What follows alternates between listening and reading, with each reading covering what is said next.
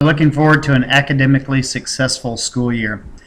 With that in mind, however, we need to iron out a few details and make sure we are all focused on the same end goal.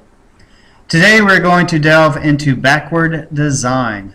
Hopefully you are all familiar with the topic, but if not, don't fret, because by the time you leave the room today, you will have a clear understanding of my expectations as they relate to your lesson plans and their development.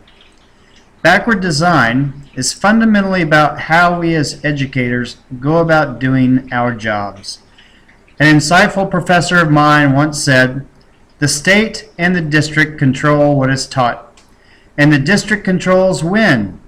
Deciding those things, what and when, are not under the teacher's purview. The teachers determine how it is taught, and this is where your professional expertise comes into play." You all teach 6th grade mathematics, but in order to determine how they are taught, you need to know where you want to end up at the end of the day, week, semester, and ultimately school year. This is an old analogy, but it serves its purpose well. A home builder may have an idea of what is required of the house they have been asked to build. 3 rooms, 2.5 baths, a garage, etc. But they do not take this knowledge and immediately go to work, setting out the plumbing, laying a foundation, framing the house.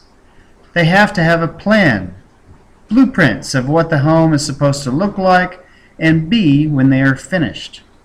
The same is true in our profession. We know that TEKS are required to be mastered. The state tells us that. But it is up to us to make sure that our student body is successful. And our most utilized method of determining success is with frequent and specific assessments. However, there is no need to assess a student over material that is not required to be taught. Yet there is a specific requirement to assure mastery of state-mandated curriculum. So what does that mean for us here today? If you have not yet connected the dots to where I'm going, let me be as specific as possible. As professionals, we waste time every day, valuable time that neither we nor students can afford to squander.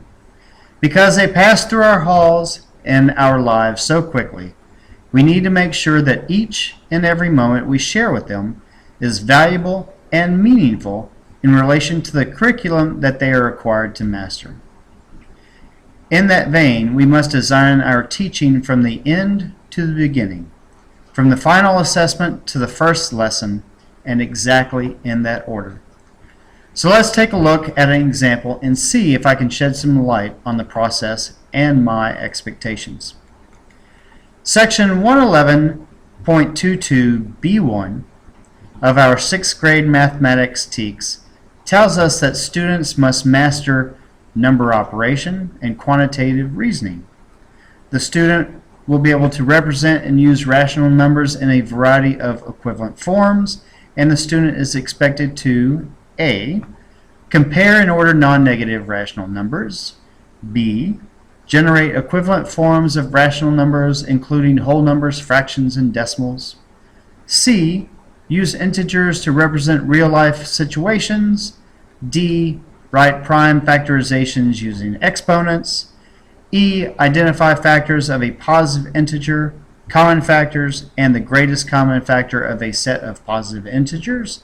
And finally, F. Identify multiples of a positive integer and common multiples and the least common multiple of a set of positive integers. Wow, that was a mouthful. You are all familiar with these requirements, yet many of us wait until we have muddled through most of our lessons covering these to put together a final assessment over this material. I have been guilty of it. We all have. But let me ask you this. What if you were able to determine mastery early on in this unit? If instead of starting out with your standard lesson plan or worksheet this year, covering the comparison and ordering of non-negative rational numbers, what if you introduced a pre-assessment exercise over this entire section? You may find that your students are able to show mastery of one or more elements of this section, and you have just bought yourself some valuable time to cover areas that your students might find more difficult. This pre-assessment exercise also helps you develop your final assessment early on in your unit coverage and provides a roadmap of how much work will need to be in each subsection of the specific TEKS. You may find that no skill has been previously mastered, but the pre-assessment will at least provide valuable data as to which areas will need the most focus and attention.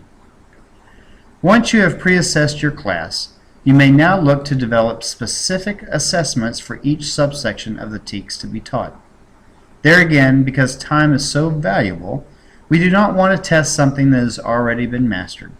If it is clear that your entire class can identify factors of a positive integer, but not the greatest common factor of a set of positive integers, focus your instruction on mastery in that area and tailor your unit assessment to determine if your class has mastered this material. Ultimately, our task is to teach the curriculum as mandated by the state, but we need to be smart in our approach. Remember, our lessons should be relevant and engaging to our students. If we blindly push forward with lessons that cover prior knowledge and spend valuable time assessing that prior knowledge, we're doing our students a disservice and wasting everyone's time. So my final pitch today is this. When sitting down and planning out your year, examine the required TEKS and become completely familiar with their requirements. Spend time developing an assessment first, before any lesson is ever taught.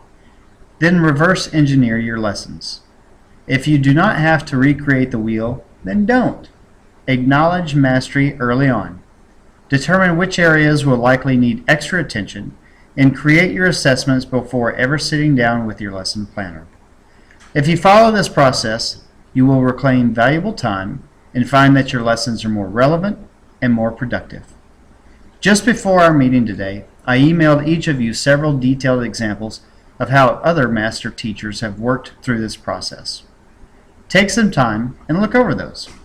I will meet with you all later this week individually to discuss what you learned from these teachers and how you plan on making this approach work in your classroom. Thank you for listening today. I know we're all going to have a great year. Enjoy the rest of your morning.